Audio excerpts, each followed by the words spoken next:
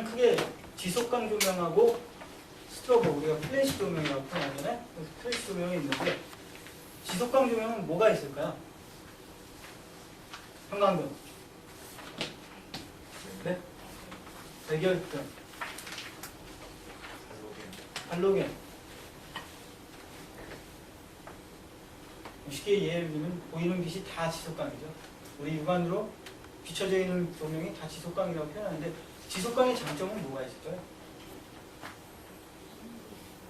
네, 맞습니다. 눈으로 확인할 수가 있다는 거죠. 그러니까 우리가 야외에서 촬영하더라도 빛이 어떻게 향하고 있는지를 확인할 수 있기 때문에 촬영이 그만큼 쉽다는 거죠.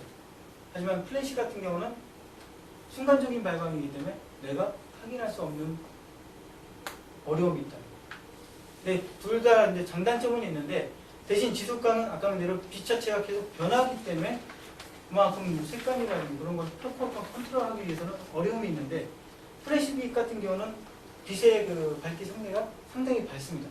밝고 그 각 자체가 동일하기 때문에 어떠한 역할을 하더라도 색감이 변할 일이 없다는 거예요. 그래서 이제 촬영하실 때 보편적으로 많이 사용되는 게 스트로보 쪽 조명을 많이 이용하신다고 합니다. 아까 이제 설명드린 게 자, 지속광 조명 중에도 이제 여러 가지가 아까 있다고 말씀드렸는데 할로겐, 아까 지금 보여드렸던 할로겐 빛이 약간 2800에서 3200을 갖고 있는 약간 붉은 톤의 라이트. 그러니까 우리가 육안으로 보는 그 붉은 톤의 조명은 다 온도 자체가 낮다고 보시면 돼요. 그러니까 DP되어 있는 보통 우리가 백화점, 여성분들은 백화점 1층 화장품 코너 가시면은 무슨 붉은 빛에 우산 꽂아 있는 조명들을 한 번쯤은 보셨을 것 같아요. 보신 적 있으신가요? 백화점 자주 안 가시나요? 우리가 보통 DP되어 있는 빛을 갖다 봤을 때 약간 붉은 톤의 빛을 가지고 효과를 주고자 하는 그 DP 상품들은 대부분 다 할로겐 쪽 계열의 조명이라고 보시면 되고요. 반대적으로 형광등은 있는데 형광등은 지금 우리 육안으로 봤을 때 이게 푸른지 아니면 정확한 원색을 갖고 있는지는 판단이 안 되시잖아요. 형광등은 어떤 기준을 갖고 있을까요? 온도가.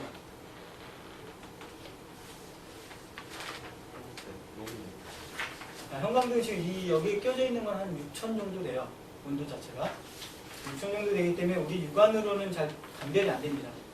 하지만 사진 촬영을 했을 때는 약간 그 색감 자체가 약간 푸르게 표현해요. 예전에 필름 카메라로 실내라든지 형광등 아래에서 촬영을 한 번이라도 해보셨다면 그런 효과를 아마 나타냈을 거예요. 하지만 이제 형광등도 종류가 여러 가지 있죠. 램프에 따라서 붉은색의 색감을 갖고 있는 형광등이 있고 원색을 데일라이트의 색감을 갖고 있는 형광등이 있고 지금처럼 푸른색의 색감을 갖고 있는 있어요. 근데 지금 이 상황에서 촬영하게 되면은 크게 이제 카메라상에서는 못 느끼지만 그걸 갖다 데이터, 포토샵이라든지 모니터 상으로 본다면 약간 푸른기가 돌고 있다는 걸 아마 확인할 수가 있습니다. 지속광이 아까 장단점이 있는데 그 단점 중 그 장점 중에 하나 보여주면서 촬영을 할 수가 있잖아요. 근데 지금 이 할로겐 같은 경우는 뭐 잠깐 켜놔도 이렇게 온도 자체가 상당히 뜨겁습니다. 와트수가 상당히 높아요.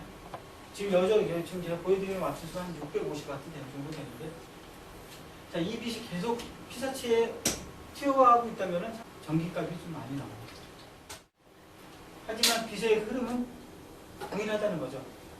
아까 같이 이제 장단점 이 제품, 그럼 왜 스토브를 안 쓰고 이 제품을 못 쓰냐? 마찬가지로 전기세라든지 전력이라든지 광량 그런 장점보다는 단점이 좀 많기 때문에 지속광을 안 쓰는 경우고, 근데 이제 지속광을 쓰는 경우에는 뭐 효과적인 부분을 촬영할 때 약간 붉은 톤을 갖다 이용했을 때 베이비 사진이라든지 음식 사진 같은 경우는 간혹 붉게 표현해서 제품들을 약간 좀 더 육안으로 봤을 때 약간 따뜻한 느낌이라든지 그런 부분을 표현하고자 했을 때는 스트로보, 그 플래시 쪽 조명보다는 이런 할로겐 계열의 조명이 좀 더 효과에 맞다고 볼 수가 있습니다. 근데 이제 그러면 이제 형광등 같은 경우는 일단 큰 비용이 안 드는 대신 뭐 전력 소비도 안 들어가고, 하지만 왜 형광등을 가지고 촬영을 못할까요? 지속적으로 같은 네. 빛이 나오는 게 맞습니다. 정확하게 알고 계십니다. 자, 형광등 같은 경우는 우리 육안으로는 지금 깜빡깜빡 하고 있는 게 안 보이시잖아요. 하지만 계속적으로 붙었다 떨어졌다 램프 자체에서. 그렇기 때문에 우리가 만약에 셔터 스피드라든지 그런 걸 놓고 촬영했을 때 어떤 때는 동일한 조건에서 촬영했을 때 어떤 때는 잘 나오는데 어떤 때는 또 약간 어둡게 나거나 이게 계속 변화가 있다는 거죠. 그러니까 동일한 사진을 얻기가 상당히 힘들다는 거예요. 뭐 지금 이제 모니터라든지 컴퓨터 모니터 한번 촬영해 보신 분 있습니까?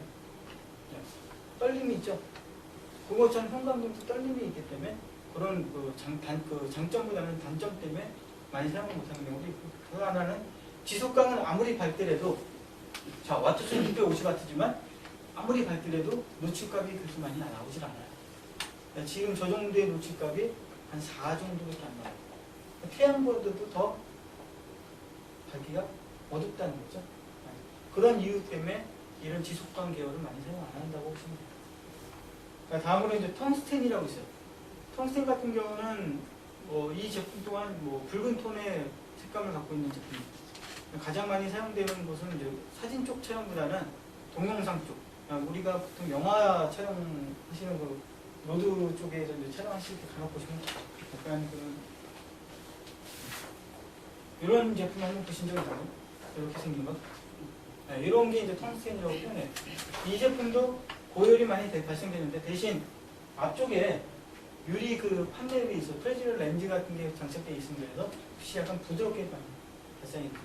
사실 이 제품 같은 경우도 말씀대로 전기적 소모가 상당히 크기 때문에 실내보다는 야외 영화 같은 큰 대단위의 그 촬영장에서 많이 사용된다고 보시면 돼요.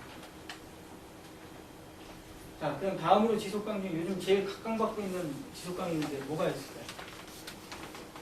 각광받고 있는 네, LED가 있습니다. LED 같은 경우는 왜 아직까지 사진 시장에 그렇게 보편화되지 않았냐면은 빛자체가 일단은 직진성을 띠고 있어요.